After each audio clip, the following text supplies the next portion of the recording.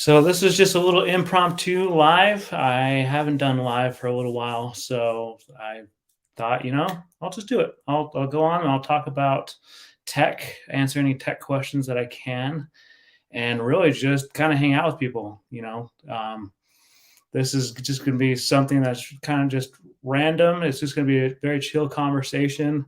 So if you're just now getting on, welcome. I am glad to have you here. And yeah, so when it comes to photography, I've really had a lot of experience in the past several years with different cameras. I used to have little point and shoot cameras. I had the camera phones all the way back to. I'm probably going to date myself right now. I'm going to carbon date myself, excuse me.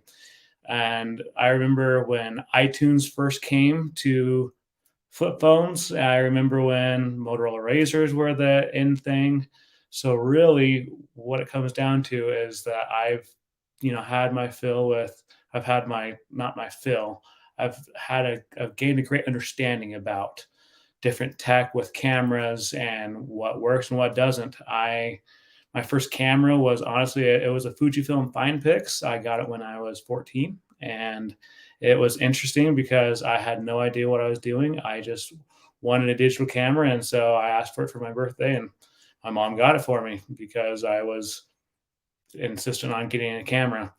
And then I got the second digital camera, which was a Sony Cybershot back in 2007, right after I got out of high school.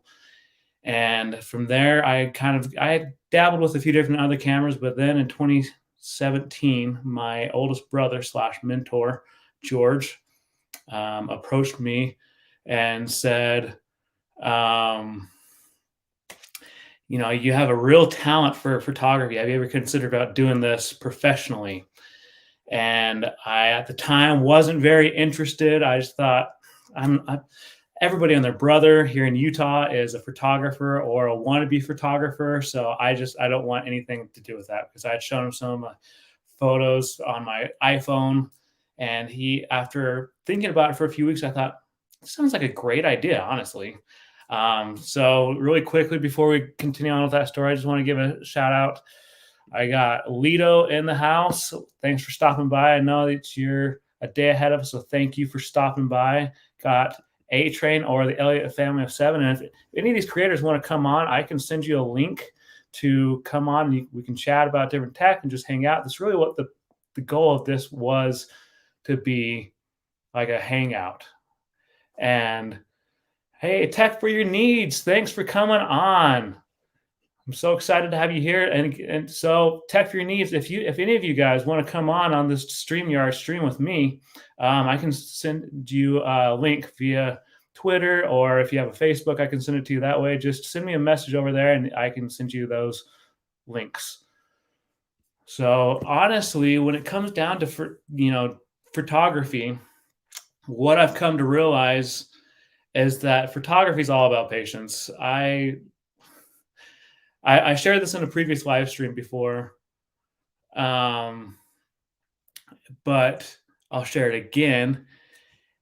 When I first got my DSLR, I didn't know anything about aperture, shutter speed, everything to do with the DSLR. I didn't know anything about it. I just knew I wanted to be a photographer, and that was it. And so I was giving free photo sessions to get some experience underneath my belt. And at the time, again, I didn't know what I was doing. And so I had a couple reach out to me. They were very interested in getting me as a photographer. And so then they decided a date and time. Sorry, I got a little confused there for a sec. And so I took the photos. I was very excited about it, but it kind of seemed a little washed out. But after the session, even though it was a free photo session, they still gave me like a $20 tip. And I was like, you don't have to do this. But at the same time, I was excited because I thought, like, this is the first time I'm getting paid as a photographer. This is great. So I took the photos home. I uploaded them on my computer, my Mac. And then I proceeded to start to go through them, and they weren't really working out the editing process. So I reached out to my older brother slash mentor, George. And I was like, hey, I have some questions about these photos. And he told me, he's like, I hate to break it to you. He's like, but the data on these is gone. The aperture was not right. The shutter speed wasn't right. And there were so many settings that weren't right about this. And I just was like, oh crap. Oh no. Like, what did I just, my heart literally sunk down into my stomach. And so begrudgingly, I had to reach out to a family member. I had to reach out to that family, the couple, and explain to the wife what had happened. I apologized and said, look, I understand if you don't want it if you want to give me like a bad review. But they're like, well, we can. And so I offered to do another free photo session for them. And so they said, like, well, can you send us the ones that you have that work turned out? And I was like, yeah, of course. And so then I sent those ones out, and then I was able to reschedule with them. And the next time I took their photos, I knew a lot more about aperture, shutter speed, and the lighting. So they turned out phenomenal. And so the reason I bring this up was because when I first took those first session photos, I wasn't patient. I was very green when it came to photography. I didn't know what I was doing, but honestly, when it comes down to it, like, you got to have patience. If you're, in the crowd, and I wanted to give us a few shout outs. I got my friend Aaron right here. Aaron, thanks for stopping by. Appreciate it. And then we also got Annette. Annette is one of my Clubhouse friends. Thanks for stopping by, Annette. And Annette, if you want to come up and join in this conversation, I can send you a link. I know, Lito, I'm about to send you the link here in a bit. Just give me a moment. But yeah, if anyone wants to come in and join this, sounds good. Luis, thanks for stopping by. But honestly, when it comes to photography, you got to be kind of picky with photography, because especially as I've come to find, the more picky you are in certain situations, the better. I'm not saying being picky all the time is great. I'm not.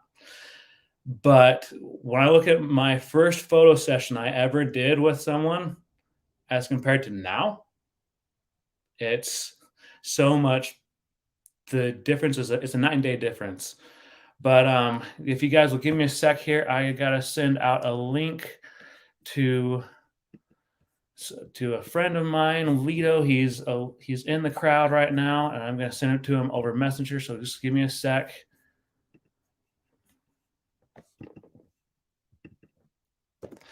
Lito, you should have that link now. So stop on by, and if anyone else in the crowd wants to come up, I do have a few policies when it comes to joining my live stream. Has to be family oriented, so no language. You got to have your camera on. I don't want just audio. And you got to just be polite and respectful of everyone else. So if anyone else in the crowd wants to come up, I am more than happy to welcome you in. But honestly, so one of the main things I wanted to do is talk about tech, but I wanted to answer something that Luis just said. So Luis, right now I'm using a Canon Rebel T6. I'm looking to upgrade here soon. I'm a college student. I'm now like a YouTube entrepreneur as well. So money is a little tight right now, so I can't really get that at the moment, but that's what I'm planning on doing. But yeah, I want to get.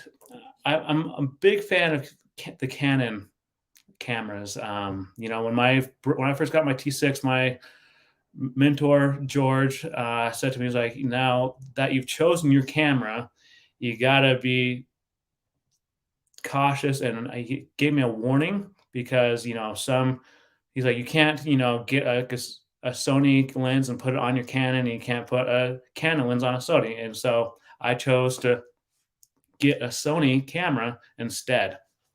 So now when it comes down to it, what is one thing that people who are watching right now, what do you look for with tech? Like, we have a lot of content creators in the field. I mean, in the audience, excuse me. It's been a little while since I did live, but what is it that you look for, especially like in computers and cameras and just anything in your gear? So what is it that you specifically look for? Like, do you look for like the quality, or is it like a name brand kind of thing? Just kind of post in the comments and let me know what you're thinking. I'm just going to go back to some of these comments. So Annette asked the question, what phone do you have? Maybe you can go live on these, so it's convenient. Annette, I have an iPhone 12 Pro Max, and I've thought about doing a live before. I know we are expected to get some snow here in Utah later on this week. And so I thought about a little while ago just doing some live footage of just showing people how bad it can snow here at times, but I'm not sure exactly how much snow we're getting. So I've thought about that quite a bit, actually, about doing live on my phone. But I know what you meant. You're good. You're good in that. I appreciate you trying to correct yourself. I appreciate that. But really, I wanted to go back to what I was talking about. Like, what is it that people are looking for when it comes to tech? Like, I honestly want to know. Okay, so Luis, he commented and said, the most important is to upgrade your skills before your gear. Master what you have. That is my advice. And that is so true.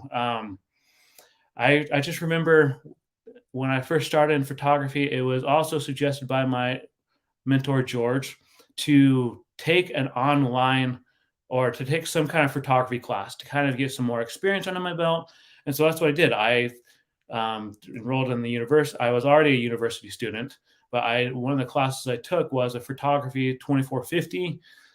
And in this class, like I had to different assignments, and I believe my final, like I had to choose the topic, and I had to create a series of photos that were all leading together to combine and to collaborate all into one. And so my professor, he would grade us on our editing skills, on our camera photo taking skills, on the different, and he would also ask us like, why did you choose to edit this that way? Or why did you choose to take that photo? And I came out of the class with an A, and like people were astonished, honestly, and I'm not boasting about myself right now, but they were astonished that especially with one of the photos that I remember, was that they could see the detail even in the sidewalk and the dirt. People were just so shocked about it.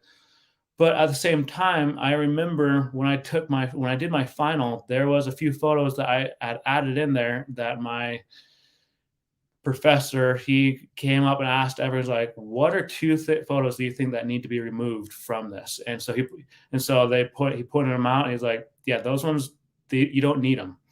And so, but I still did well. But tech, I completely agree with that. And he said part two is before moving on. And that's true. Like you really got to understand, like your camera needs to be your best friend. If you're a photographer, that camera needs to be your best friend. You almost need to be in a relationship with your camera, metaphorically speaking. So then Annette, she made the comment, asked her tech. I'm an Apple, so iPhone, MacBook Pro, iPad Pro. And honestly, when it comes down to it, she also mentions that she uses the Canon M50, which is a great camera for YouTube. My friend Lito, who has been in the crowd earlier, he had a discussion with him before about this, and he said, the Canon M50 is great for video. He's like, it's perfect for videos, but for photography, not so much. And I've heard that from a few different people, that, I don't have a Canon M50. I use a T6, but I've lately just been using my phone, because if you have an iPhone, this is just as good to start off with recording YouTube videos and even taking photos. I mean, when you're taking photos on a mobile device, keep in mind that you'll only be able to print out at least the biggest you'll be able to print that photo is like an 8x11 or 8x10. Because then you'll just start losing data and resolution, and it just will look bad. I found that out. I've had another mentor who told me, because I told him, like, I have all these great photos on my phone, and I would like to, maybe make some money off of them. And he's like, well, since it's on your phone, he's like, you'll only be able to, yeah, sorry, I lost my train of thought. So you'll only be able to print those off with a resolution of, the biggest size you'll be able to have with those is an 8x10 or an 8x11. So honestly, choosing your camera is important. So yeah, I completely agree with that. I'm an Apple fan, Annette. I am hardcore Apple, but I'm not against PC or Android. I've had both, and so it just kind of depends on what you need, what you prefer. I know that I've talked with several people who don't like Apple. They genuinely say like they're too expensive or they're just not good for what I'm trying to accomplish, and that's true. They're not meant for everybody, but that was a great comment. But going back to tech, I know that when I look for tech, I look for the latest and greatest, but at the same time, like being a college student, I don't always upgrade my tech as much as I should. So the computer I'm on right now is a 2021 MacBook 13-inch Pro. And before that, the MacBook that I was using was from a mid 2015 model. So you can kind of see how it takes me a while to kind of upgrade my tech, especially being a college student. You can't really, you're kind of on a budget and you can't really afford to go out and get the latest and greatest items. But I just want to go back to so Luis, he just posted this comment and said, the first camera I owned, it was a Panasonic Luminex G7. It broke and he picked up a Sony ZV-1 based on my budget, and he was happy. Plus, I won in the giveaway. And now I'm Team Sony. Luis, I remember when you won that. You won that from Professor Nez's live stream, and I was very happy for you. But I was also very jealous because I kind of wanted that camera. I'm not gonna lie, I really wanted that camera. So I appreciated that you won that because Luis, you've been with Professor Nez as part of his mod squad for so long, and you just have been there for every live stream. And honestly, you're one of the OGs of live streams, in my opinion. So you now have two. Wow. Luis, I think you're starting to get addicted to the Sony ZV-1s. Don't let that addiction get too ahead of you. I couldn't think of the right wording there for a sec. But I also wanted to welcome Wisco Ted. Thanks for stopping by. Wisco, I appreciate you. You gave me some encouragement earlier. You're just do it. It's fun. And I agree. Wisco, I have missed live streaming. Honestly, I cannot emphasize that enough. Live streaming to me is so much fun because if you mess up on camera, you mess up. If you're doing a pre-recorded, you have to I got to go back and I got to re-record that. And I was so far into it, like that. At least that's how I am. I get kind of nitpicky when it comes to my pre-recorded stuff. So I'm sure anyone in the audience who is a content creator can understand that. But Wisco, thanks for stopping by. So what other tech do people look like? What other things do you look for when it comes to tech? I really want to ask this to Luis and to Wisco. What do you guys look for when you're buying new tech? Because you guys are big techies, and I know that you're majoring into, Luis, you're majoring into Sony now. What really has drawn your eye to Sony? If you just want to comment, and again, if people want to come up on the stage with this, you're more than welcome to come. I can send out the link to you, but honestly. And then Luis, he said gas equals gear acquisition syndrome, and that's true. I cannot agree more. It's real, honestly. But yeah, so, and it's true. This YouTube community is awesome. And honestly, I wanted to kind of side note for a sec. So I've met a lot of these people actually from Clubhouse.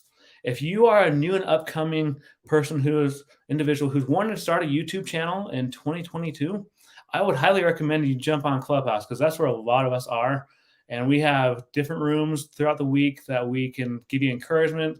There's one room that I know that some of the people here have been in with me. It's called Happy Hour on Friday nights. It's on Clubhouse. So honestly, like, you know, in there we can just celebrate monumental things, whether it be like you got a few subscribers or you posted your new first video or whatever the case. We encourage you and we celebrate with you. So jump on Clubhouse. We are all there. And if you want a Clubhouse invite, send me a message on Facebook or on Twitter, and I can get you that invite because I have a ton of them that I haven't even used. So Wisco Ted said, I got this Sony ZV E10 a couple weeks ago. I chose over the ZV1 just because I could change the lens in the future. And that's true. So there was an instance that there was a girl that I was interested in who wanted me to teach her how to do photography. And I was like, okay, like this girl, she wants me to teach her how to do photography. Like I'm interested in this girl. Like I'm all about this. And so I was trying to give her recommendations for different cameras. And the camera that she ended up buying was one you couldn't change the camera lenses on. And I didn't want to say anything to her at the time, but I thought in my mind, like, this is not a good camera. I don't even remember what it was. It was some like $100 camera that she bought off of Amazon, which I'm not degrading Amazon. I love Amazon, much like everyone else. But honestly, it was not the funnest thing to be able to look. Because I inspected the camera and I tried to see if I could twist off the lens, and you couldn't. It was one of those ones that had a prepackaged lens that you just could not interchange. And I mean, in all honesty, I wish the girl would have gone with a different camera. It was a Sony. So Wisco and Luis, I'm not dissing on Sony because like I like Sony. Sony's great, but this was one of the cheaper Sony cameras. And part of me wanted to say something to this girl, but since I was interested in her and I thought at the time that she was interested in me, I didn't want to do anything to screw that up. And she said she was on a budget anyway. So what can you do, right? So Luis said, when I buy a piece of tech, it needs to have the need before the want, meaning a return investment for my purchase. And that is so true. You know, that DSLR that I use right now, they don't even make them anymore. I think you can find them online still, but you can't buy them in stores. Like I bought mine at a local electronics store here in Utah. They're also in California called RC Willey. And so, yeah, it's all about making sure that it's the need before the want. So really quickly, I wanted to welcome in someone. It's my friend Lito, all the way from Japan. So we're going to bring him into the stream. Hey! Yo, what's up, people? How you doing? Hey, Tony. I know this guy. How are you? I'm doing good. Just woke up. So if I got like the raspy, horsey, I just woke up voice. That's why. So what's up, dudes? Thanks for stopping by, man. Hey, man, I'm here for you, man. I'm here to support you. And it's great to see that you got a whole bunch of people in the chat along with you for the ride. It's so awesome. I know. I was kind of nervous because I haven't done a live stream in like 4 or 5 months. I was like, oh, man, I was excited, but I was also pumped. Right. It's like that, right? I think me too. The first couple times going live, and if you take a break, it's like kind of getting on a bicycle again. It's scary, but you'll get the hang of it. You're getting into it. Or it's kind of like when you haven't driven for a while and you get in your car, like, what do I do again? Like, the gas pedal's where? Oh, so this is the brake. Oh, so you got to click in the seatbelt. Gotcha. Exactly. So I want to go back to the chat real quick. And Wisco, he said, this is my first camera, so I'm definitely open to suggestions in the future. So what would you say to Wisco Ted? Okay, so sorry, I was setting up, getting ready to go on stream. So what is Wisco? Hi, Wisco Ted, by the way. Nice to see you. Thanks for coming on. What's the camera that he's using currently? He's using a Sony ZV. He set it up here. It was a Sony ZV E10. Right. And that's like, isn't that like the latest and greatest that a lot of, Think Media and a few other channels are suggesting for a starter YouTube camera? Yeah. Is that right? Yeah. I would say, and maybe I'll answer this question in like kill two birds with one stone. So you asked the question to everybody, what do you look for in tech? And for Mhm. me, I think it's a complicated question, but if you break it down, for me personally, there's like 2 or 3 points. It's like, so what's your goal? Where are you in your, I guess, learning journey about your gear and about the craft of taking photos or videos? And then what's your budget, right?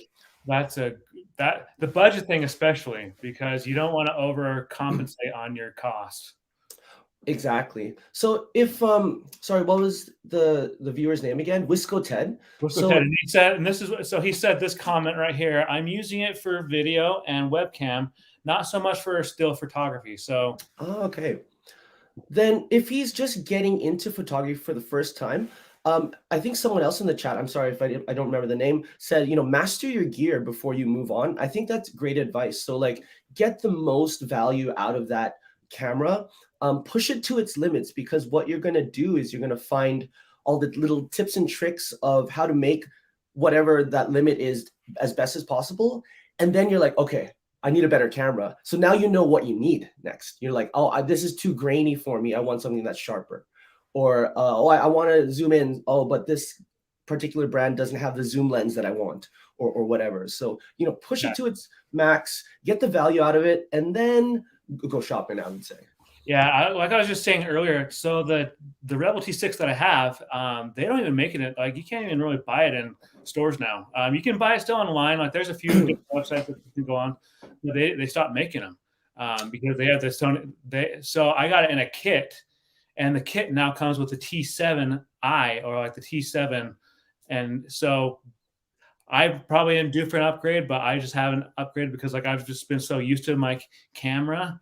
But yeah, it definitely comes down to like, I said earlier, your camera, you almost need to be in a relationship with your camera, like metaphorically speaking, because that camera needs to be your best friend, especially like if you're like going to be filming videos like for different companies, like you want to know the ins and outs of this camera. And I can't emphasize that enough because, I shared earlier that bad experience I had with that family I shared in that first live stream where their photos were blown out and how I was so embarrassed. I've made sure that ever since then that I knew about the aperture and the shutter speed. And, there's so much that goes into cameras. Like you really got to understand and know the ins and outs of your camera. I completely agree with you. And if you're pretty new to it, what Tony was dropping is it's more than the actual camera itself. Like you can give a professional a really low budget camera and they can make something great of it because they understand the golden triangle of ISO, aperture, and shutter speed, right? It's those three things. And in the end, whatever gear you're using, if you don't understand those basic concepts, you're not going to be able to know how to frame it well or get the right image that you're going for. So there's a lot of free information out there. We can talk more about, you were saying you took a course. I actually learned a lot of it online with a lot of free online courses, creativelive.com, strobist.com, if you want to get into more flash photography. So my journey was like, get the cheapest budget thing. And I'm like this with anything. I'm like this with sports, like snowboarding. If I'm a beginner, I'm just going to get the cheapest board, the cheapest looking snowboard where I don't care if I look good or anything. And I'm just going to learn the crap out of it. I'm going to ride it till it breaks and then get good and then upgrade and then look pro. Right. So that's kind of my approach to it. But I'm more into video now because like got into YouTube and stuff, but having a base knowledge of those three things in the golden triangle is going to spill over to video, and video spills over to photo. It's all the basic thing. You're painting with light, right? And video is just moving images. And then you have sound. That's another beast. But I would say is you got a pretty good camera right now, Wisco Ted. If you're one thing to keep in mind though, and again, everyone's going to go on their journey. Like you're mentioning brands earlier. Like I started off with a Nikon D3200 as my photo cam, and then I started doing YouTube, and I upgraded to the Canon M50, and this was a great camera. But then I was like, okay, I want to be more ambitious. I want to make more cinematic movies, and I tried doing that with this, and it was just too grainy. It wasn't giving me what I needed. It wasn't giving me the resolution I needed. But I love the portability, so I researched more, and I finally landed on the Sony A7C. It's a big upgrade in quality, but also a big upgrade on the wallet, like a big burden on the wallet. It's like a $2,000 camera. That's what I'm using right now. But if you want to go more like hybrid, saying that you might still do video, but you want to also use it for photos, I think Sony's not a bad route to go, Yeah. because they actually have pretty good balance and budget for money.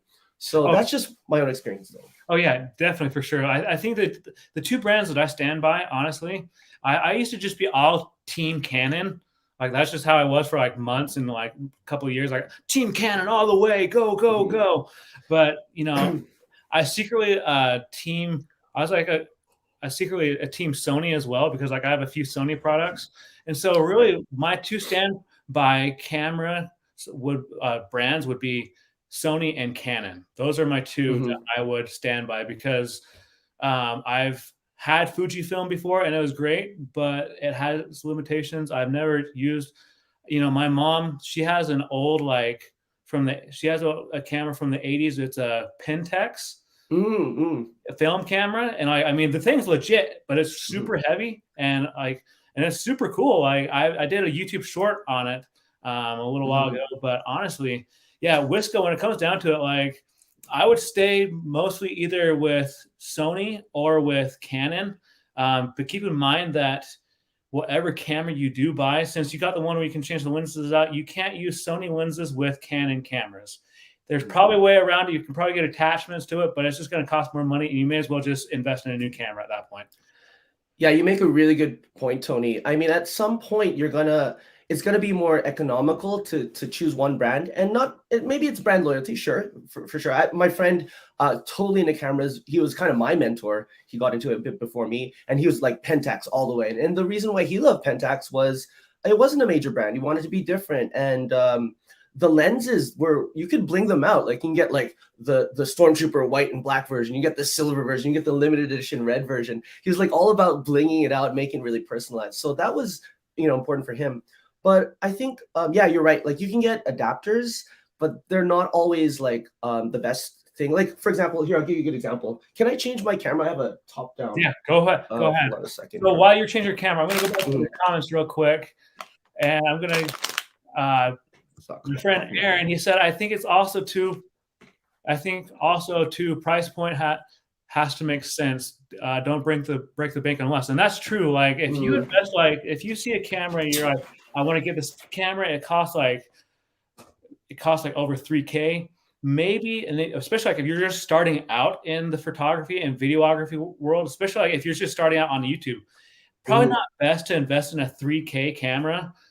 Because you don't want to break the bank. You don't want to cause yourself to go into further debt just to start something that you're ambitious about. And that's great, like that you're ambitious, but start out small and then gradually grow and get bigger. Yeah, I can see if you got passion for something, like, and you want to dive right deep into it. Like I spent a whole bunch of money on this camera because I knew like, okay, this is what I want to do. I want to make cinematic stuff, but there's a journey before you dive into the deep end, right? Kind of thing. Yeah. So I just wanted to say, I was Nikon at first, moved to the Canon, and then I kind of outgrew that in about a year, and then I went to the Sony. But you can get adapters, and I'm going to show you this is an old Russian vintage lens. It's actually kind of a radioactive lens. It's got a radioactive coating on it. This is like a lens from like post World War II or something. It's super cheap. It's the whatchamacallit. What is this called? I forgot what it's called. The Helios 44M. They come in really different varieties. But yeah, so I have this adapter on it. You can buy them off of Amazon, K&F concept adapter. But what a regular priced adapter will do is put it onto a body. So this is like not made for Sony. I can put it on, but none of the electronics work. And actually, this is an old camera that doesn't have electronics. So everything's manual. So if you want to go that route, you got to know that you can buy adapters out there. If you get the expensive adapters that do allow the electronics to pass, they're not always reliable. They will flake out on you, and you might be on a shoot, and then if it's a professional shoot and your autofocus doesn't work and you're relying on that, that's probably going to be a hindrance to you in the end. But if you're into like old vintage lens like this lens has amazing bokeh and the colors, and it gives it a lot of character. It was only like maybe $50-$60 US. The adapter was like $40. So I think so almost as much the adapter. But yeah, I keep this thing in a little tin case because it's slightly radioactive. There you go. So I'll put that away. Yeah, it's probably best to put that away.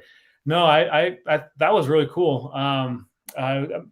maybe on a future live stream, I'll pull out that Pentax film camera of my mom's again. It's like really cool. It's like all metal. Like this thing is like heavy. Like you could use this thing as a weapon, honestly. Like if you were like out taking photos and someone tried to steal from you, could just take off the strap and just whack them upside the head with it because it's so heavy. And but I wanted to go back to the comments because there's a buddy of mine that just got here. How the people's name is Ryan Sellers. Ryan, thanks for stopping by. If anyone is interested in starting up a new talent, whether it be photography, videography, singing, this channel is going to be the channel to help you do that. And I'm actually going to be featured on the channel from time to time. He actually invited me to do videos on it. So nice. Check it out. So Ryan, thanks for stopping by. And Luis said that he's also new to the camera world, which, the camera world is always changing. Like, we just had CES in Las Vegas like a couple weeks ago, and they introduced some new tech. Everything tech is always changing. Everyone got the iPhone 13s and iPhone 13 Pros and Minis and Maxes. Next year, around Christmas time, they're probably going to come out with an iPhone 14 or an iPhone 15. They come out, everything's constantly changing. And there are some people that they think, well, I got to get the newest and the latest and greatest, and that's great. Like, if you want to do that, and if you have the money for it, go for it. Like, I'm not going to stop you. But I know that for me, like, my Pro Max, I'm totally fine with my Pro Max. Like, I don't need to get the latest and greatest on the iPhone, or as long as it works for me and it can help me with my YouTube entrepreneurship career, that's great. And same with like DSLRs and everything. But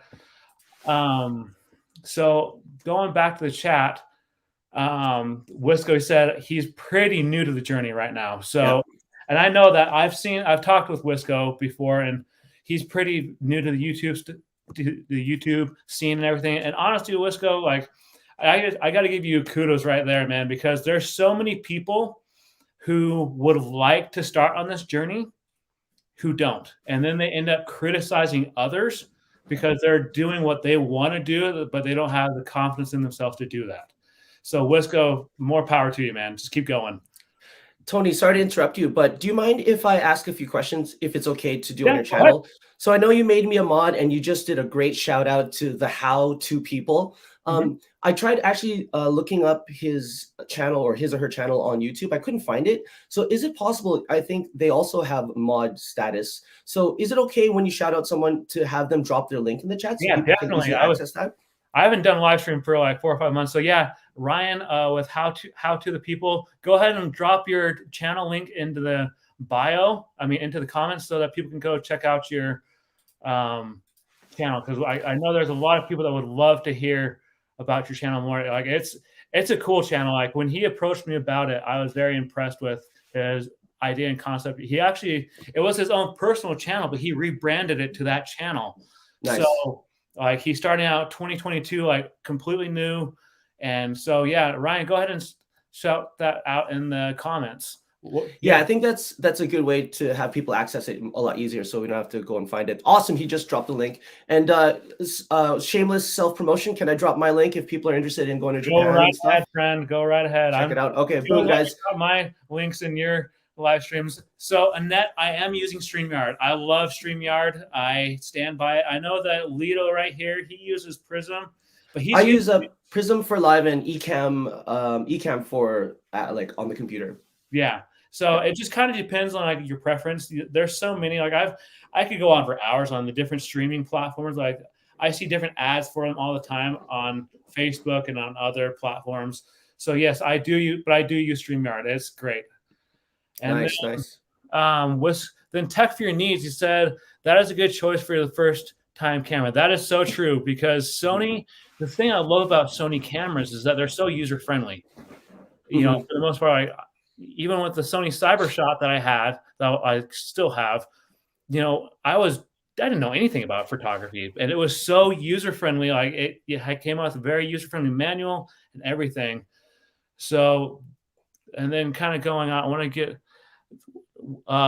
Luis. He posted this advice: never stop painting your canvas, meaning your journey is every day is an everyday new beginning to learn new skills. I probably just butchered that. Sorry, Luis, but that's so true. If you're really passionate about something, whether it be being a photographer, a videographer, being a singer, there's so many different, the list could go on. You're constantly learning every day, Yeah. And I remember when I first got into YouTube, I was so nervous. Like my heart sank down into my stomach. I was like, oh, like I froze. I was on solo and carbonite. Honestly, but I was just like,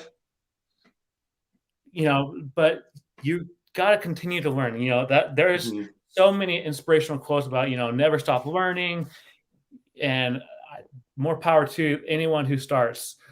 But yeah, of course. Go ahead. Oh, sorry. Can I answer one of maybe one of the questions? Yeah, not a question, but a comment that someone said they are still pretty new to the journey right now. I think Wisco Ted was saying that, and yeah, I just want to drop a few links to the free resources that I started off learning the fundamentals of photography. So creativelive.com, it's this online school that doesn't charge you for the class when they do it live, and it's like a live stream, right? So it's question and answers with the actual instructors. Then if you're interested in the course, you can buy it, and then you have lifetime access to it. But that's a great one. And it started off with photography, but they have a whole bunch of stuff now: music, food, fashion, whatever, like starting your own business as an entrepreneur. So I'm going to drop that in the link. And then if you want to take your photography more to like a professional level and start using things like natural light is great, but if you want to start using like flash and strobe and more studio settings, check out strobist.com. This guy's been doing this for like 15 years or stuff, and a lot of great nuggets of how to get into like flash photography. And there's so many resources online. And if COVID has taught us anything, is that you don't have to be in a university to learn this stuff. Like you can go online, you can get certifications and different things like in photography, videography. It's kind of on the same subject, but Elon Musk has even said in interviews that he will not hire people who have like 4-year degrees because he feels like they don't have the real world experience that a lot of people that he's looking for. And so really, like, I mean, I'm a college student, but after I'm done with my bachelor's, like I'm probably not going to be in any more like actual university classroom settings. And so really, like, there's so many different ways for you to learn on the internet. But I kind of wanted to go back to the chat real quick and say, Wisco Ted said, thank you for the great advice. I'm in a casino right now, so have a great stream. Thanks for stopping by, Wisco. Appreciate you stopping by. Don't gamble too much. Good luck, Wisco. Yeah, good luck. May the force be with you. And then in my profession, there's no such thing as luck.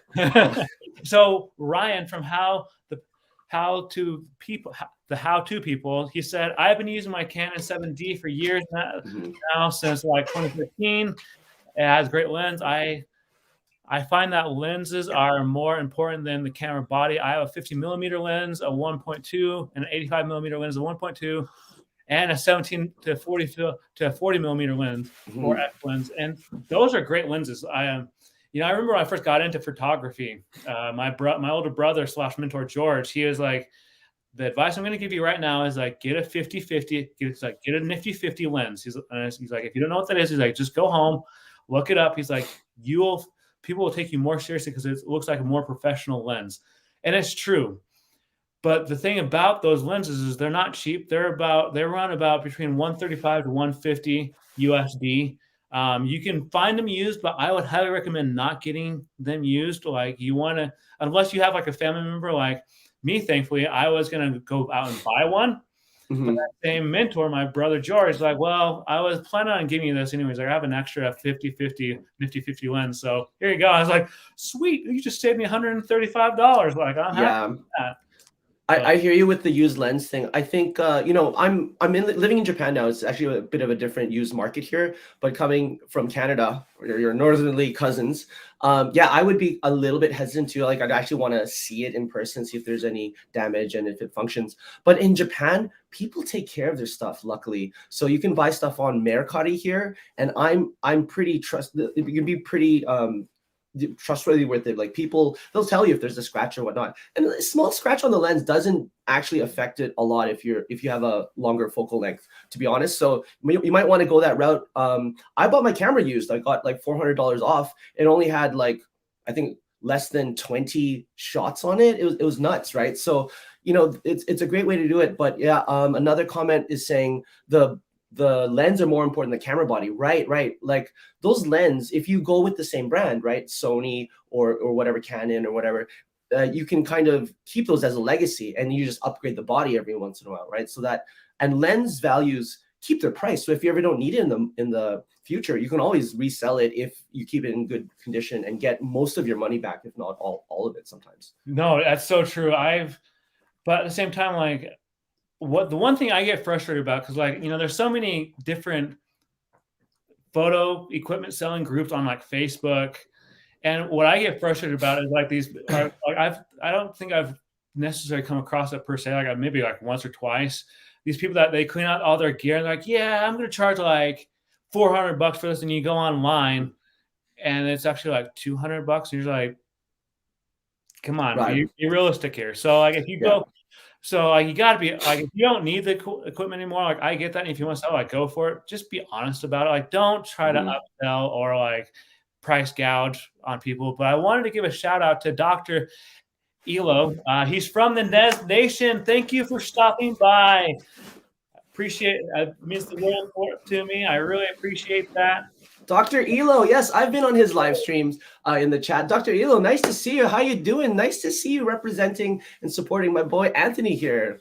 Man, I'm having so much fun with this. At first, I was so nervous. I'm like, I don't know if people are going to show up. And I was like, I'm just going to do it.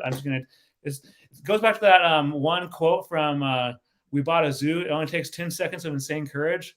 10 seconds of insane courage right there when I started. Nice. So, everyone's just like, it's Luis says, make him big on the camera. Make him big on the camera. What does that mean? I'm not sure. I'm not sure if Luis, if you could elaborate, we would love. But so kind of going down into the chat.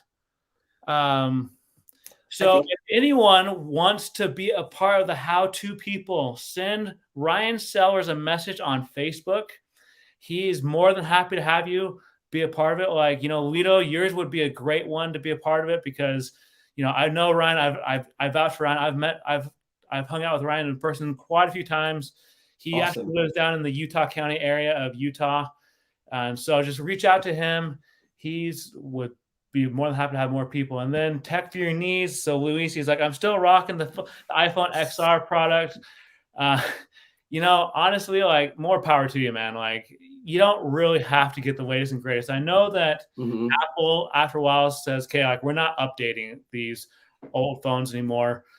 And so, but more power to you, Luis. And so there's Ryan's YouTube link. And of course, there's my man Lito's link right there. Check it out, guys, if you're interested in a little bit of Japan in the future, if you want to come down. And I want to say this, like, I'm so lucky to live in a country that's, I'm sure Utah is great too. And I love seeing your photos online as well. But Japan is really like a travelers and photography travelers paradise. Because everywhere you go, there's so many opportunities, right? Like I live right by Nara Park. You got the deer there, you got the temples. There's a lot of ancient stuff that is really hard to find in other countries. Very unique. But more than that, if you guys are interested and have a question, some people are like, oh, well, it's Nikon, it's Sony. Oh, it's made in Japan. Should I buy my camera in Japan? Is it going to be cheaper? And that's a great question. And I found in my research, strangely enough, you might be better off actually buying it in America. So it's going to be a little bit cheaper. And there's one weird thing with Sony is when you buy a Sony camera in Japan, all the menus are in Japanese. There is no English option. So, and that's even hard for me. And I speak Japanese. So you have to kind of navigate and translate things. So honestly, if you want to get the lenses and stuff, come here, check it out. It's amazing to check out. But at the actual camera body, you might want to get back home if you can. Yeah, for sure. There's so many people that they try to cheat the system in that regard, but they usually end up paying more. And so, yeah, I stand by that. I completely get 100% behind that. You got to do research. And obviously there are routes you can take, like there's refurbished cameras that different manufacturers like. I know Canon has refurbished cameras. I know that Lido, I mean, you've had the experience with this as well, but I know that like Nikon has many like refurbished cameras. But Annette, she says, how do you like Ecamm? Is it easy to use? I have a StreamYard subscription. So Lido, can you kind of tell a little bit more about like Ecamm? Like, is it easy to use? Yeah, that's a great question, Annette. So Ecamm is specifically made for Macs. So if you're on a Mac and you're kind of used to the Mac ecosystem in the sense that like you know how to use numbers and what's the one PowerPoint, not PowerPoint, it's Keynote. If you're used to that kind of menu structure, then Ecamm is going to be really easy for you to use because it kind of follows the same type of design philosophy. It's like the menus are the same and this and that. It's all very Mac-esque.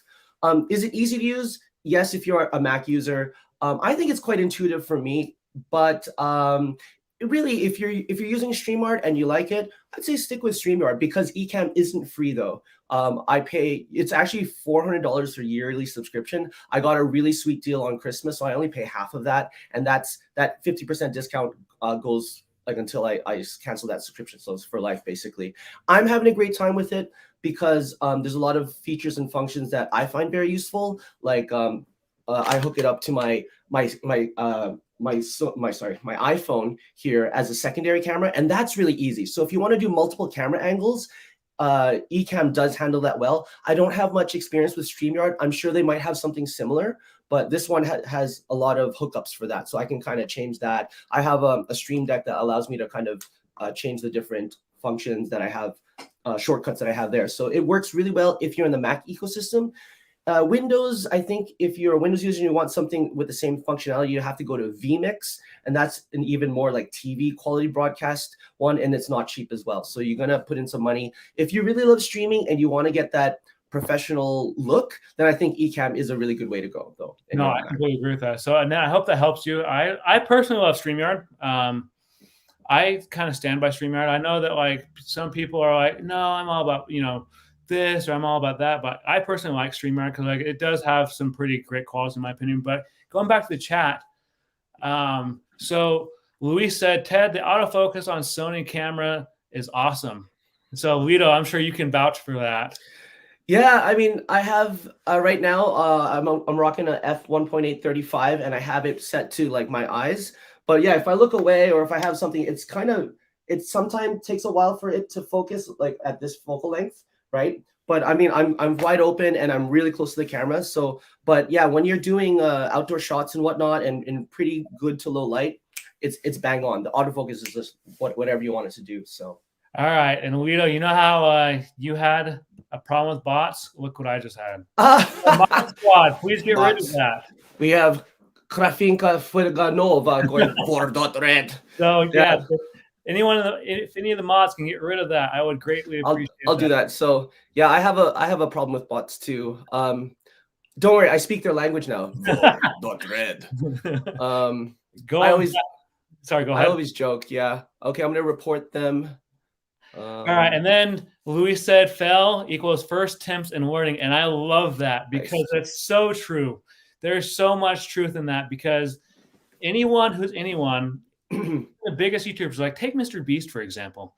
I mean, the guy's channel didn't take off for like 7 years, and so he had to start with like one subscriber.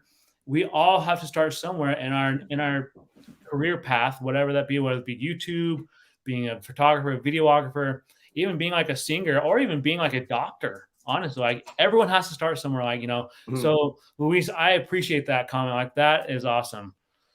Exactly. Just get started, like they say on Think Media, just hit record. It's the scariest thing because like there's a bunch of question marks on the other end and you're nervous and you got the adrenaline pumping. But once you do it, I mean, you know how it is. Like you were nervous probably your first 10 minutes today, but now you're back in the seat, man. You're cruising. Yeah, no, for sure. And so there's those links to those websites that Lido was just talking about. And then so the how-to people, Ryan, he said 50mm is important, and it's so true. If you're a new and upcoming photographer, this is one of one of the main lenses I would recommend that you get. Like most every brand has it and for their brand of camera. So I would highly recommend it. Like I said, you can find them used, and if you do find it used, thoroughly inspect this camera before you end up paying money for it, because you do not want to get ripped off. Because, excuse me, I don't know how. I guess it's a lot better over in Japan, but here in the United States, sometimes people have a tendency to rip others off on things. So thoroughly inspect this. Even if you have the time, like have someone who knows more about cameras go with you and thoroughly inspect it, because they could give you some heads up, like, well, this has a little bit of an issue, so you may not. And then, so yeah, definitely like get a 50 millimeter lens. It's essential. It's one lens that I don't think I will ever get rid of. Even if I end up changing brands, I will still go and get that 50 millimeter lens again in that brand. I think 50 millimeter is definitely a go-to lens. For me, I'm in love with the 35. I love that little bit of a wider look, and it does what I need it to do. But a lot of people go for a 50. Well, I have a question for you, Tony, and maybe a question for everyone in the chat too. So what's your kind of like type of photography that you tend to gravitate towards? Are you into landscape? Are you into photography? Are you into product stuff? What's the stuff that gets you excited to shoot?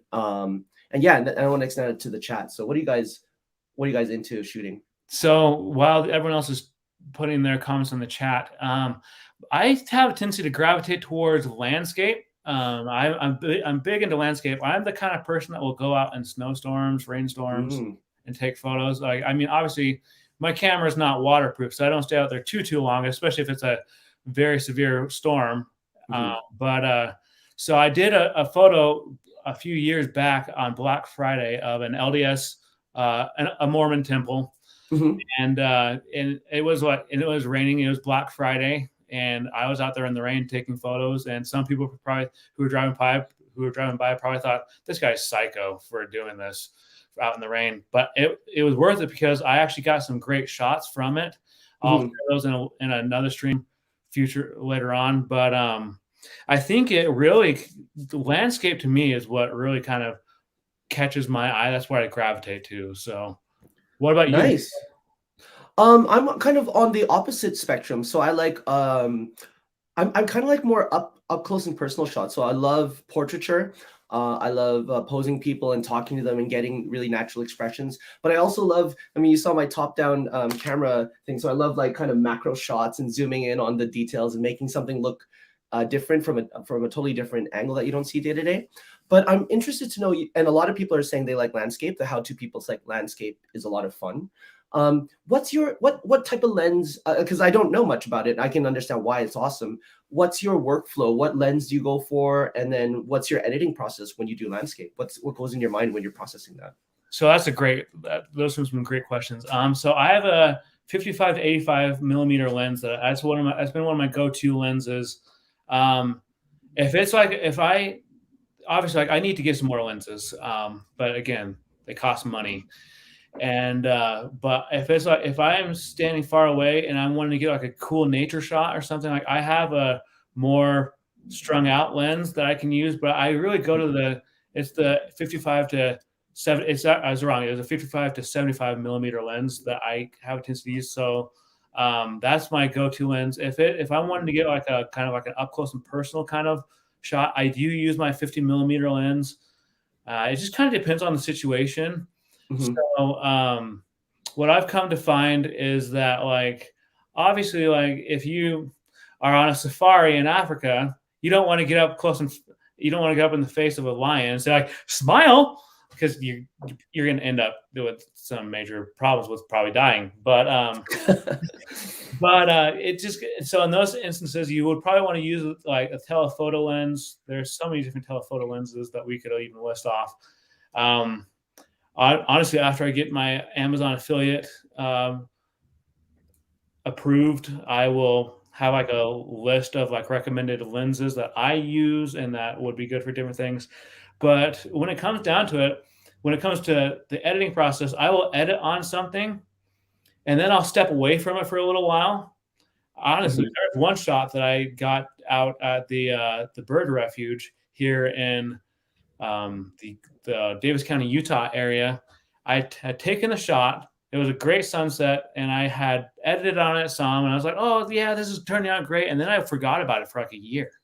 Mm-hmm. And then I was just scrolling through my photos, just seeing like, "Oh my gosh, this is that photo that I forgot about." And so I finished it and I loved it. I'll pull it up here on my screen. Let me, Lito, Sounds good. if you want to ask Awesome. the audience some questions, go for it. I'm just going to pull this up real quick.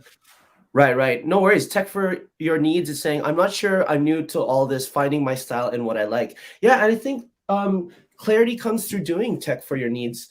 I think just go out there and shoot and then discover, try a whole bunch of things, like if you're new to it. And then I think over time, you'll discover your style will start to come out. Like you'll start to see, oh, I love this type of shot. Or when I edit it, I like to pump up the contrast or pump up the colors a lot. And then you'll find your own thing. So like for me, when I post to Instagram, to tell you the truth, a lot of it's just on my iPhone. And I do the square and I pump up the contrast. I do like the auto, like the magic wand, auto magic edit thing. And then from there, I take it, I just totally pump it up, like turn up the volume to 11 kind of thing and make it really almost like surreal looking, and then add a little bit of vignetting, which means the corners, I darken the corners to have you focus on the middle. And that's my style. Like, and I just keep that. And I think once you know what works for you, your style is going to come out. Yeah, no, I completely agree with that. So I use Adobe Photoshop, I use Lightroom. I know some people don't use Lightroom and some people don't use Photoshop. And before that, I was using just the free little editing thing that was on Mac.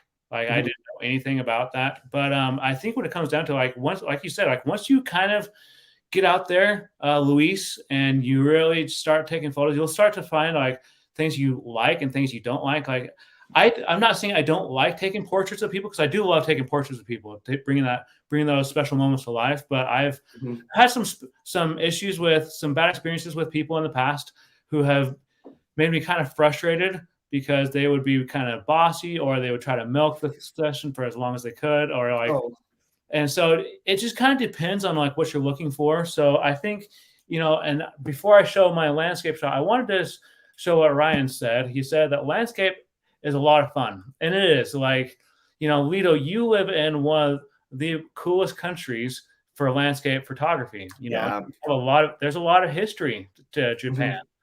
And so the mere fact that like you can go outside your door and say, hey, that's a cool show, that's a cool photo, or you can go down the street and to these temples, or maybe across town. I don't know exactly how far away it is, but yeah, it's about a 15-minute train ride. Yeah, landscape photography can be cool. So let me I am going to share my screen.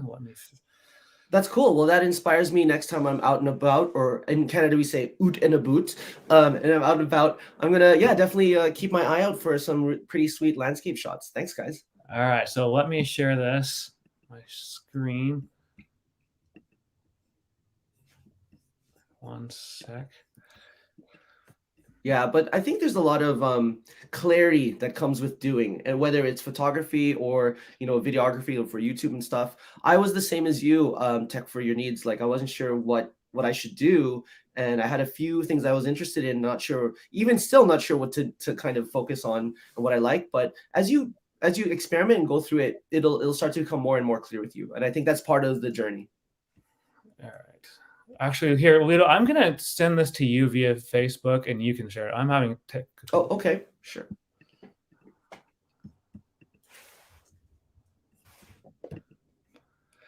But yeah, I think when it comes down to photography, you really just got to have the patience. And Luis, you're going to find your niche when it comes to photography and videography, because really, like, I can't emphasize that enough. Like, you got to just kind of go with the punches, roll with the punches, and you'll get there.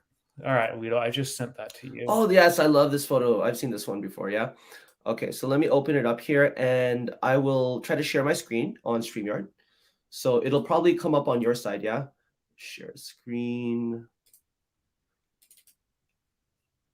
All right, I'm sharing it now. Yep. There it is. Yeah. Yeah. There you go. Yep, there it is. So this was the shot, and honestly, everyone that has seen this shot has just fallen in love with it, because this was a shot that when I took it, I was actually rather new to photography, and I was here. The back history of this shot was I was actually waiting for one of my free photo session clients to show up, and this was there's a bird sanctuary slash refuge out in the Davis County, Utah, the Layton, Utah area. You can see like a lot of wildlife out there and everything. And so the sunset was just perfect. You know, there are so many leading lines in this shot. But the sad thing about this area, and this is why I'm so glad I got this shot, is that they're actually building a highway through this area now. Oh, nice. So you documented it before it's going to be changed. And so you're not going to see as much wildlife out there. That's beautiful, though. Yeah. That's a shame. Yeah, my family and I were all upset about like when we learned about that, because like, I mean, when you look at this shot, it's so peaceful. It makes you kind of feel like everything is going to be okay. And so I named the shot Light at the End, because you can see the light at the end of the shot. And, I love that. And so when I went to edit this shot, I edited on it some, and then I forgot about it for like a year. And then I was just, again, like I said, going through my photos, and I realized, oh my gosh, this is that shot that I haven't finished. And so I finished it. And I was so excited with it at the very end, because it was something I was so proud of. And it actually is now a limited edition shot that people can buy. Like, so for those who don't know what I mean by that, I will actually sign this shot. Like, even if you live in another country, I'll sign the shot and I'll number it, and you'll have a numbered shot, from a limited edition shot of, because once this is done, I might bring it back out for a public display again for people to buy, but it's not as like, it will probably be a few years. And so I still have some shots if people are dying to get one, because I put my heart and soul in this, and I had to make sure before I even posted it online that I copyrighted it, because I didn't want someone else taking my credit. Tony, I'd be interested in that shot. So let's talk about it. You know, see if you can get one here in Japan, man. I definitely showcase this on a YouTube video or live stream for sure. All right. That's beautiful. Back to the chat, I'm gonna remove that. So going back to the chat. All right. We already did that. We already talked about that. So Ryan, he said Lito sent you a friend request on Facebook, by the way. So make sure you reach out to him. And then he also says, like, that is a beautiful photo. So Lito, when it comes to when you've done photography and videography, right, what is something special that you've captured that has made you just so excited about it? Interesting. What makes me excited about it? I think, well, coming from photography and then going to video, I love the idea of the lens allows you to see the world in a different way that your eyes can't. So like when I started to do, you know, you've probably seen those shots of, I don't know, if you got like a whole bunch of, I don't know, Coke cans or something, you know, on a shelf, and you get that angle so that you can see them all kind of have that perspective. And so very similar to your shot that you just showed us, where you have the leading lines going to the horizon. Like that's something you can't, the 50 millimeter is the closest to your natural eye, but if you use a different lens, you get this kind of distortion, this filter that you don't really see through daily life. And I love that discovery. So that's why I love like macro shots and like up close shots, because it makes you think about and see things in a different way that you normally wouldn't. But when it comes to videography, now it's all about capturing the moment and capturing the feel. And it's an art form itself. Like to kind of drop a little bomb into what I'm doing right now, like a little insight into what I'm doing right now, is I'm taking this course on monthly.com, and it's the first time that Casey Neistat, which is like a super huge YouTube vlogger, is teaching. So I'm taking this course with him, and he approaches YouTube videos like it's a movie. Like each little video you make is a movie. So he's looking at it from a story and cinematography type of point of view. And again, I love that aspect of now taking video, sound, and it's almost like making music, right? It's like if there's no hook, if there's no melody, it's not going to be interesting. But what is interesting to you and is probably interesting to someone else. So can I share a little bit of that interest with other people? So there's a lot of overlap, but there's also a lot more depth to it because now you have more ingredients in your recipe that you're trying to make in your art form. Oh yeah, for sure. I think the thing about it is, and you remind me of something I was going to mention earlier, is that like in that photography course that I took, we learned about how when photography was first introduced, back in the early 1700s, 1800s, a lot of artists didn't consider it art. They refused to accept it as art. And so for years, they went through, different artists went through different legal battles, trying to get their work and trying to prove that photography wasn't art. Because, people back then believed that it was just all about the paintbrush or about molding clay.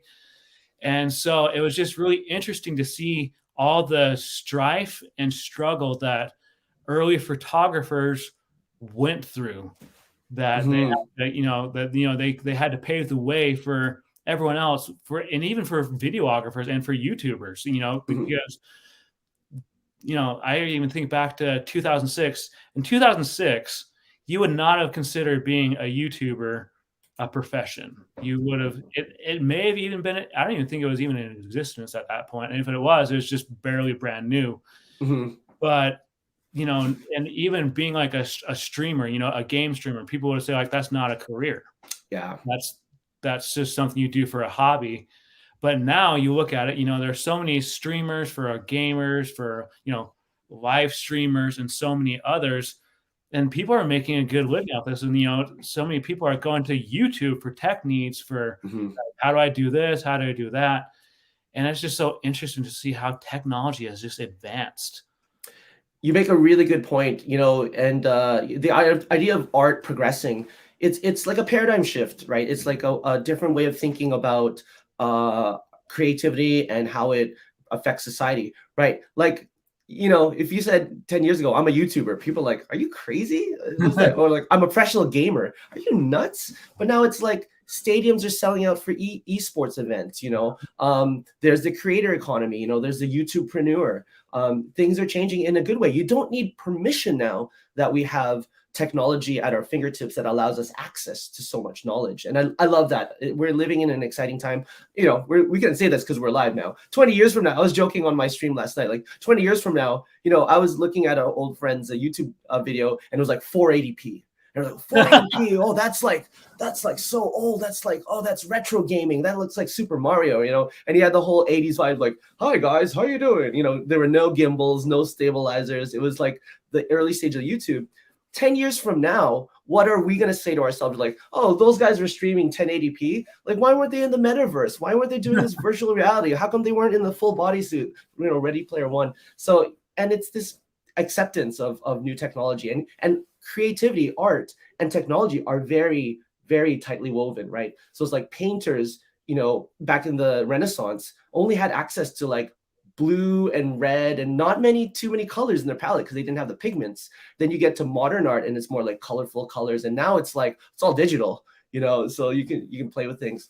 So yeah, you make a really good point there as we progress and our society opens its mind to different things. Before we continue on, I gotta give a shout out to Char of Heart, who came over from Lido's. Yo, Char of Heart, how you doing? Lido, you got to do the air horn. I can do air horns on my computer, but you might not be able to hear it, so I'm gonna do it with my mouth, like Char of Heart, pew pew pew. How you doing in the audience? Thank you, Char of Heart, for coming. We appreciate you. Yes, great to see you, and thanks for dropping by last night as well. Always appreciate it when you're around. And then Aaron, he said, yeah, that photo is pretty awesome. And I appreciate that, Aaron, because I put my heart and soul into that photo. Like, people have just been blown away with it. But kind of continuing on, yes, Char Heart, this is my live stream. I haven't done one for a few months. It's been like 4 or 5 months. And then, of course, Ender's in the house. Ender is a game streamer. Ender, thanks for coming by. Appreciate you.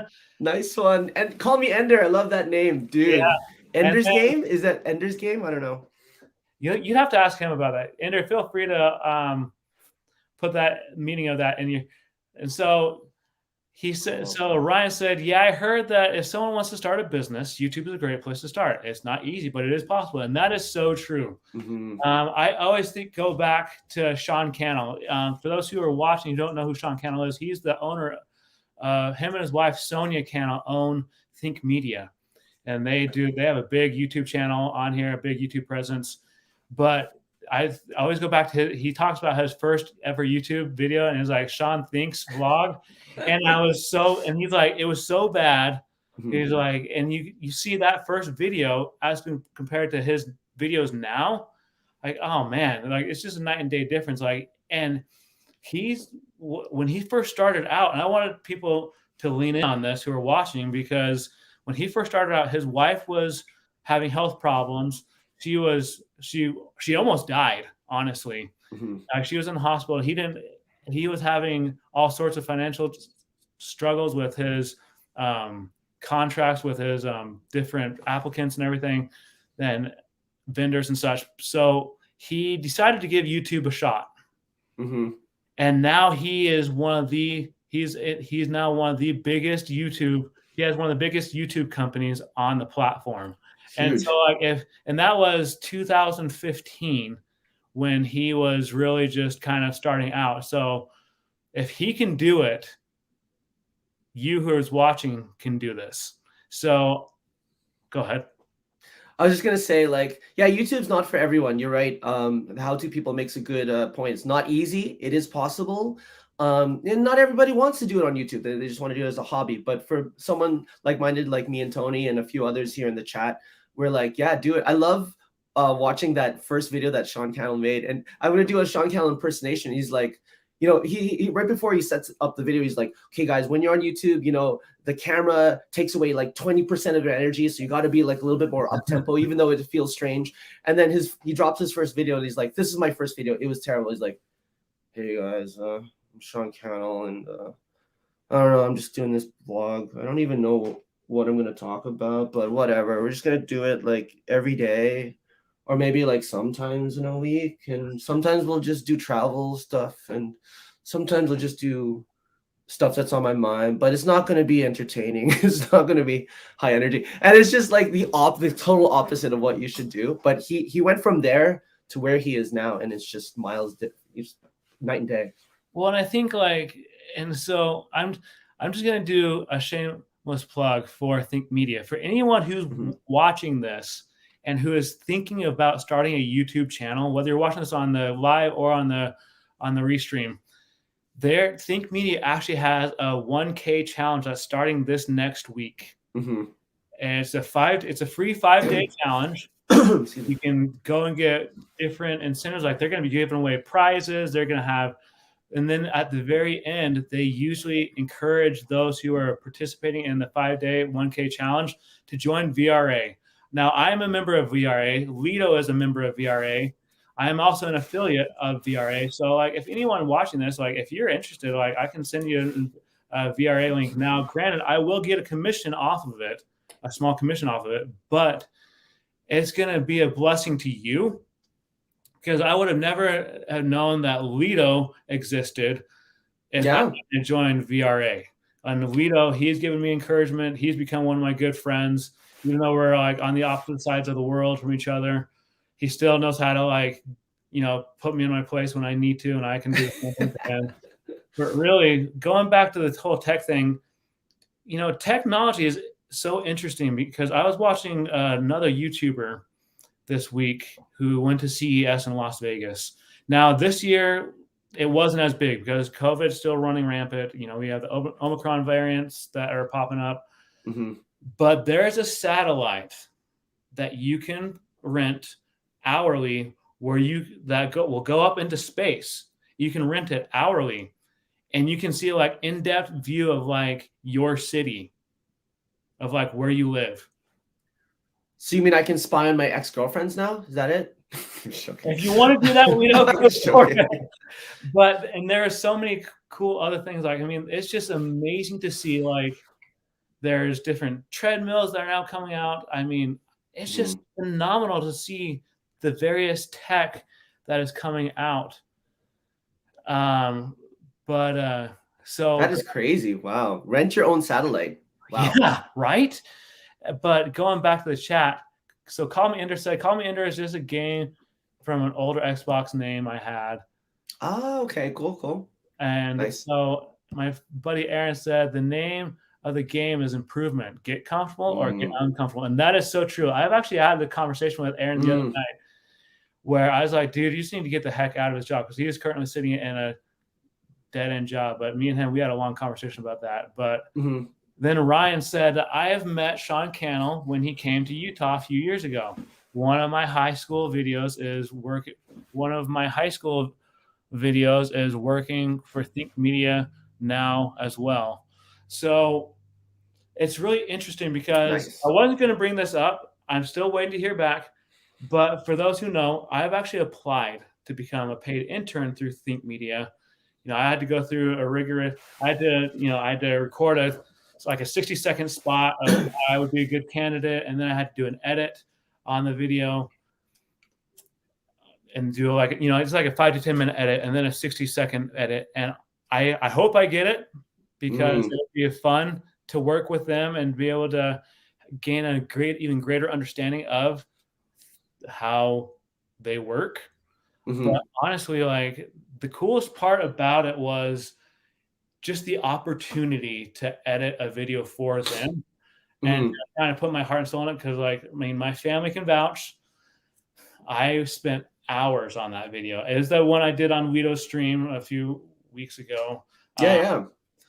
And I have it unlisted just because I don't want everyone and their brother looking at it. So if anyone is interested, I can send you the link to it. You can watch it. But I put my heart and soul into this thing. I did the end screen and all this. But it's just interesting to see how COVID has just enhanced going everything online. I had this conversation with Aaron in the comments and how my mom, when she was in the 70s, she watched this movie about this family that did everything online. The husband and wife both worked online. The kids did their school online. They shopped online. They did everything online. And how it's so crazy to think how that is really coming to fruition now, where a lot of people are now, we're now in that great resignation where people are like, well, I want to work at home. So peace out to my work. And how it's just crazy to see how people are ordering their groceries online and they're having them delivered to their front porch step. It's, everything is it's just crazy to see all this tech going online. It is true. And it's true throughout the whole world, I think. When I went to immigration recently to renew my spousal visa, right? I'm married to a Japanese person, so I can have a visa that allows me to stay in Japan. And I just went freelance this year, right? So I left my job, not because I wanted to, but because the company was having problems, the whole coronavirus thing. And luckily they gave a little support for a year. So I had a year to kind of figure things out. But go in there and tell them, oh yeah, what's your job now? Well, I'm freelance and I'm my wife's dependent right now while I get my business up and running. And they're like, oh, so you're gonna work from home? I'm like, yep. Even they were immigration, like, yeah, work from home, got it, yeah, kind of thing. So, but yeah, no, it's interesting you say that with Think Media. I remember when they started doing the hirings and they were announcing it. I was on that live stream where what's her name again? Sorry, I haven't been watching the streams. Yeah, Ella Torres. Was saying, hey guys, you want to be a part of a crew, you got to do this, this, and this. And Sean Cannell was like, yeah, guys, but these are the requirements. And then they started doing that second wave of hiring. I was like, oh, and I was thinking in my mind, like, wow, what an honor would it be to work for a company like that you look up to, that's been helping you out in your journey, and then be part of the crew. That can be such an awesome chance for you, Anthony. I think so.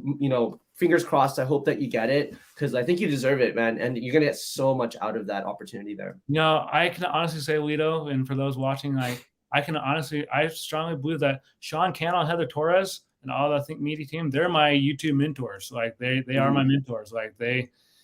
And yeah, VRA is not cheap, but at the same time, they teach you things inside VRA that you would have never understood. It would have taken you years to learn outside. And I mean, it's possible. I'm not posting about VRA. I'm not trying to sell people on the live stream on VRA, but I just know that from my personal experience, because I joined VRA after the second or third, it was after the second video that I posted online. And those first two videos were okay. Like they were kind of basic and average, but like I just felt like I learned so much more after I joined VRA. And plus, like I was able to meet people like Lido, and then there's a few other people on Facebook that I was able to become friends with. And really, like, one of the biggest things I've come to realize with joining VRA and everything is that the YouTube algorithm is not your enemy.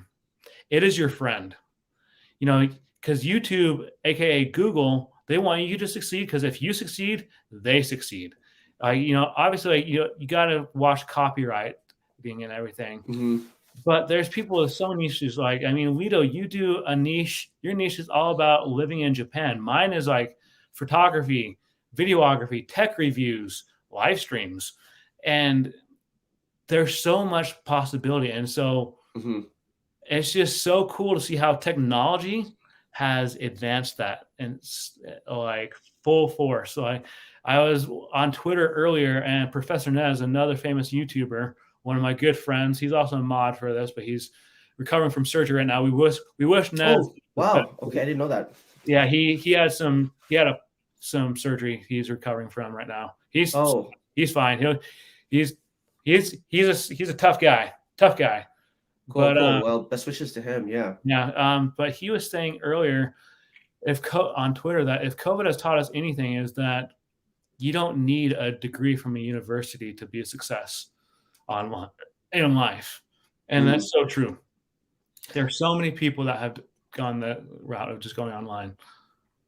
Yeah, I think Peter McKinnon, one of the biggest YouTubers, Canadian, out there, he's killing it. He's getting sponsors with, companies for his videography. He's got his own backpack line. Well, he's gonna have his own cologne sometime soon, his own coffee brand, right? Like, the guy's huge. But the takeaway I got from his channel is like, you don't need permission.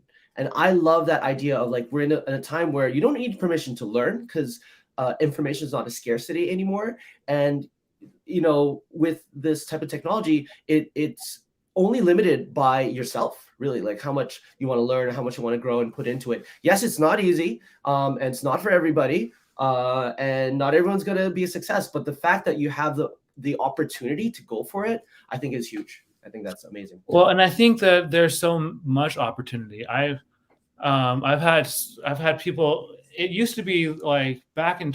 I remember one of the first YouTube videos I remember really watching was this YouTube video called "John Williams is the Man," and then I found out this guy was like working from home. He had a partnership with YouTube. And I thought, like, well, that would be cool, like working from home and having a partnership with YouTube, making videos. And that was like 2009, 2010. And a little did I know that like 10 years later, like I would be working on getting my own partnership with YouTube. And it's just so cool, because not only does this allow you to connect with more people, but it also gives you the chance to kind of have more confidence in yourself and your understanding. I've seen so many people who I've met so many people, especially like on Clubhouse, on YouTube, on so many different platforms that I would have never met if it hadn't have been for technology. And it just boggles my mind to see how cool and how fascinating technology is now. I mean, they have like 8K television, they have 8K video format televisions now. I mean, they have the metaverse. Like, I mean, it's just mind-boggling to see all this stuff. Like, I remember, and carbon date myself here, but I remember playing the original Nintendo and the original PlayStation and thinking, oh man, these graphics are so cool. Like, these are like the coolest graphics ever. And then when the Xbox came out and you started getting all these other games like Halo and everything, you're like, man, these graphics are amazing. But then it's kind of like how you were saying just a little while ago. We look at that and we're like, man, those are terrible graphics now. Look where we are at now. Like, I mean, just think about like where this is going to be in the future. I made the comment to my family, to my mom. I'm like, I could still see everyone just watching everything like on a holocron and a hologram. Like, you know how? Yeah. Like, I can just picture it. Like, I know it'd be like this, like. Yes, master. Yeah, that's the Star Wars nerd in me coming out, but it It's all will not good. surprise me in the slightest. I mean, I've had conversations with people about different tech and how there's so many different things that are coming out, and it's so crazy and it's so cool to know that we live in a time of an age where we not only get to have conversations like this over the internet, but we don't even need to buy movies. We just need streaming platforms. We just need, because we have like archives of different videos and TV shows to watch and documentaries. Like, I mean, when COVID first hit and the whole world shut down, more than half the people, I saw so many posts about that Netflix series Tiger King. I was like, oh my gosh, if I see Tiger King about Tiger King, I'm going to pull my hair out. But then people started like, well, it's a pretty entertaining thing. And I was like, well, I mean, I guess since we all have to just stay in our homes right now, it's cool to have technology to be able to stream these different shows.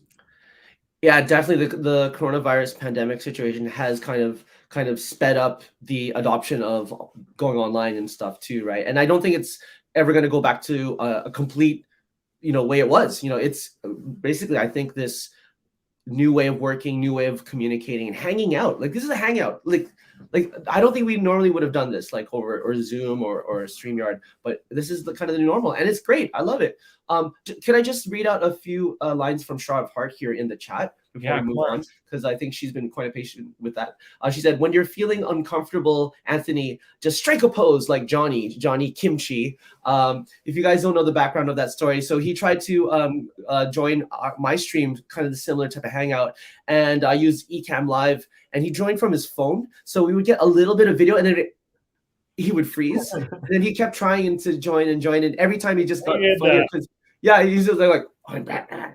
Every new one would be like a new pose. And so we just call it, like, people are calling him voguing. It's like, hey, let's vogue like Johnny Kimchi, and then when he finally got on his computer, it was video, but he purposely froze to pretend that he was frozen. It was hilarious. So thanks, Sharp Heart, for doing that. Yeah, Johnny Kimchi is a funny guy. He's Korean American YouTuber and live streamer here, also in Osaka. So check him out if you can. Maybe if it's okay, I'll drop his link. But he's a really funny guy, and I love having him in the streams.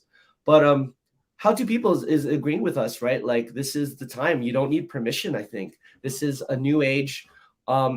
It's funny, you talk about streaming platforms like Netflix, Hulu, blah blah blah, and you saw that. I think you were on that live stream where I was walking into like that used gaming store, and in the back there they still had rental DVDs, not like Blu-ray, like rental DVDs. They're like, oh yeah, that's like Blockbuster. I miss the one. But at the same time, in the same country, I'm going to like the 100 yen store, which is the equivalent of the dollar store, and there's a robot. Like, I haven't seen that before. A robot, like a full-on robot that talks to you. There's a touch screen. It's like, hello, can I help you? What are you looking for today? I'm like, I'm looking for some cell phone cables. Please follow me. And it like doesn't crash into anybody. It was nuts. I was like, wait a minute. Rental DVDs and robot like staff. I don't need to talk to people. Why am I even outside anymore? Kind of thing. I'm joking, but crazy. It's funny you should mention that, because Aaron, if he's still here in the chat, him and I, we have a mutual friend. He's closer friends with Aaron than he is me, but like him and his brother, I believe it was, they went to CES in Las Vegas. Oh wow! A couple weeks ago, and I'll send you the video later on over Facebook. But they talked to an actual like anatomical robot. Like, it was she established herself as a female. What was her name? Do you remember her name? I don't remember what her name was, but like they were able to answer questions like, can we take a selfie? And the robot was like, that depends on who you're taking a selfie of, or something like that. It's like, oh my gosh, like, yeah. And I got part of me is like Terminator. Yeah, iRobot, man. The robots are coming. Like, Elon Musk, he just announced, I think last week or a few days ago, the Google or the AI, the driverless AI in his Tesla computers. He put it in a humanoid form. So there's a humanoid walking robot that can walk and stuff and do autonomous walking, I guess, and can interact with you now. It's crazy. I really do think the age of robots is coming way faster than we're anticipating. A good friend of mine used to live in Japan, worked at a robotics company for years. His stuff's been in like the movie Minority Report, as well as he made the first AI, or what do you call it, Android newscaster in Japan. Her name is Erika. That's what was his project. If you ever watched, sorry, I'm picking my nose. Something in my nose. If you ever watched Westworld, you know that TV series Westworld, the reboot. So Westworld is like the theme park with animatronic robots, like full-on robots, and then they get their own kind of, what do you call it, artificial intelligence, and they have their own story and go off and do their thing. But the opening shot of Westworld is like this eye. It looks humanoid, but then there's this fly just on this open eye, and it lands on the eye, and it's like twitching and stuff. And it's like, he's like, yeah, that's my job. Like I have to choose the color of the eye. I have to program the blink rate. I'm just like, really? He moved back to America. He worked, and now I can reveal what he's working on. He worked for, is it Amazon that has the new Amazon personal assistant robot that you can buy? Like there's like some sort of personal assistant robot that you can have running around your house. Yeah, I think so. That's what he worked on. That was his secret Amazon project. It was like, whoa, dude. So it's like, eek. Yep, the robots are coming for sure. AI, here we go. But it's just, I love the fact that we as a society get to be alive right now. The mere fact that, you know, people 35 years ago, I just threw out a number, never even had this kind of an opportunity to be able to talk online, to be able to create a full-time living online. It's just so shocking. I've often thought like, if people from the past were able to come to the future and see like what we do now for a living, they'd be shocked and awe. Like, you can actually do that? Like, what is this? We call it a phone. We call it an iPhone. What's the magic people in the flat slate, right? Yeah, but it's what a time to be alive. But on that note, I think I'm gonna end the stream because I haven't had dinner yet, and it's oh man, I can't even think of what it is. Oh, it's homemade tortellini soup. Ooh, nice. Sounds great. Well, I hope you have a great dinner, man. It's just time for me to wake up. It's like 11:20 here in Japan in the morning. What time is it there in Utah? It's 7:21 p.m. Okay, man. Well, thank you so much for having me guest on your stream. I'm so glad to see you're back at it, and I'm looking forward to what you're going to produce this year, man. Yeah, before I go, I do want to announce that I'm still getting some videos for it. So if people are interested, I'm working on a short film called The Life of a Dog. Yes. And so if anyone is interested in having your dog, whether it be a past or present dog, featured on this YouTube video, send me an email at anthonylockmedia.com, and we will try to do our best to post it. So if Lito, do you want to post that in there real quick? Yep. anthonylockmedia.com. Yep. At anthonylockmedia@gmail.com. Gmail.com. Okay. Boom. There you go. Oh, I put 2 ats there. Sorry. Ignore the first at. All right. Well, on that note, thanks everyone for stopping by. We appreciate you. I got to give a shout out to Lito, the guest, Star of Heart, the How-To People, Ryan, my main man from the Utah County area, Aaron, who's been there, who's been a buddy of mine since 2007. We have a lot of inside jokes, one of them being jalapenos. Got to give out to Johnny. Johnny here. And here in spirit. And the Elliott family of 7. There's so many that were here. Thank you guys for coming. And if you enjoyed this content, make sure that you hit the subscribe button on my channel. You hit the like button. You go over and check out Lito's channel, a little bit of Japan, and then I like that. A little Lito of Japan. Then make sure you check out the How-To People as well. So big shout out to all you guys, and we will catch you guys on the next live stream. Thanks, guys. See you guys. Have a great one. Thanks, Anthony. Peace.